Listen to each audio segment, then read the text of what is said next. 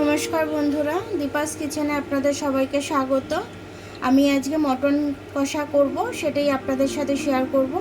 তো চলুন কিভাবে করি দেখে নিই একটু। কিছুটা পেঁয়াজ আমি এখানে দিয়ে দিলাম, আদা আর রসুনের পেস্টটা দিয়ে দিচ্ছি আমি,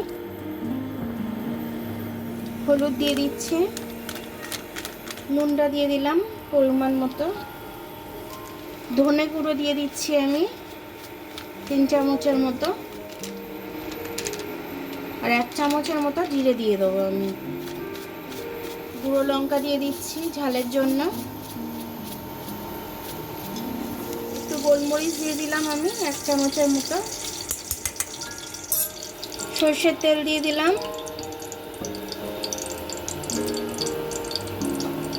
তেলটা দিয়ে দিচ্ছি।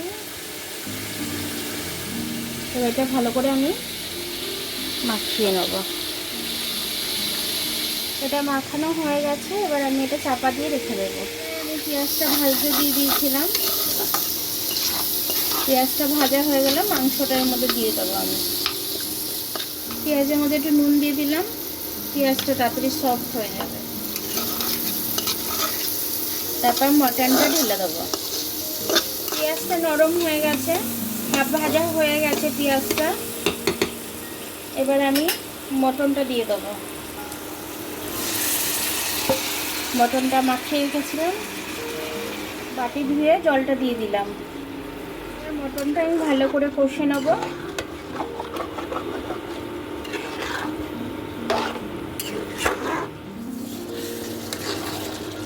দেখুন আমার মাংসটা কষা হচ্ছে, মটনটা এখনো।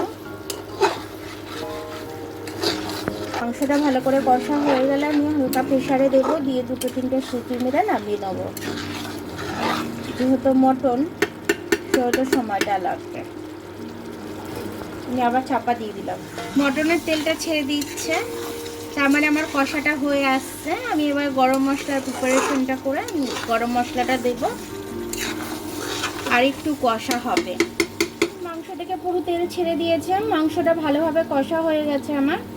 এবার আমি গরম মশলা দিয়ে দেবো, কড়াইয়ের তলায় ধরেও যাচ্ছে। এটা যেহেতু খাসির মাংস সেহেতু আমাকে একটু প্রেসারে দিতে হবে, একটু প্রেসারে দিয়ে আমি সিটি মেরে নেব। এবার মাংসটা আমি ট্রান্সফার করে দিলাম এটার মধ্যে। এখানে এলাচ নিয়ে নিয়েছি, লবঙ্গ নিয়ে নিয়েছি, আর এখানে একটু জয়িত্রী নিয়ে নিয়েছি, আর এখানে দালচিনি নিয়ে নিয়েছি। এটাকে আমি পেস্ট করে নেব, নিয়ে মাংসর মধ্যে দিয়ে দেবো। মশলাটা দিয়ে দিচ্ছি। এবার এই গ্লাসটা ধুয়ে একটু দিয়ে দেবো, ঢাকনা দিয়ে দিচ্ছি।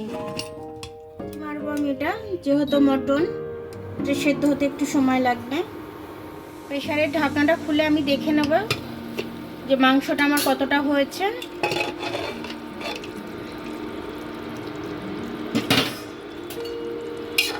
দারুণ ফুটছে, দারুণ সেন্ট ছাড়ছে, খুব সুন্দর হয়েছে। এই একটু ঝোল ঝোল থাকলে ভাতটা খেতে দারুণ লাগবে। আমি এবার এটাকে নামিয়ে নেব।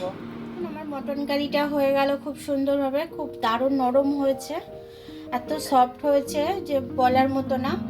আর ভাত দিয়ে খেতে কিংবা নান দিয়ে খেতে কিংবা পরোটা দিয়ে খেতে দারুণ লাগবে এটা। এটা দিয়ে মানে একটু ভাত বেশি খাওয়া হয়ে যাবে, আর যারা পরোটা রুটি 4টে খায় তারা 5টা খেয়ে নেবে। তো খুব ভালো হয়েছে এটা। তো আপনারাও এরকম করে খাবেন, কি আমায় কমেন্টস করে জানাবেন যে আপনাদের কেমন লাগলো। আমার ভিডিওটা দেখার জন্য অনেক অনেক ধন্যবাদ। আমার ভিডিওটা যদি আপনাদের পছন্দ হয় লাইক, সাবস্ক্রাইব, বেল আইকনটা একটু টিপে দেবেন, আর যদি ফেসবুক থেকে দেখেন লাইক আর ফলোটা একটু করে দেবেন। আবার কাল দেখা হবে নতুন রেসিপির সাথে। ততক্ষণ আপনারা ভালো থাকবেন, আমি আসছি।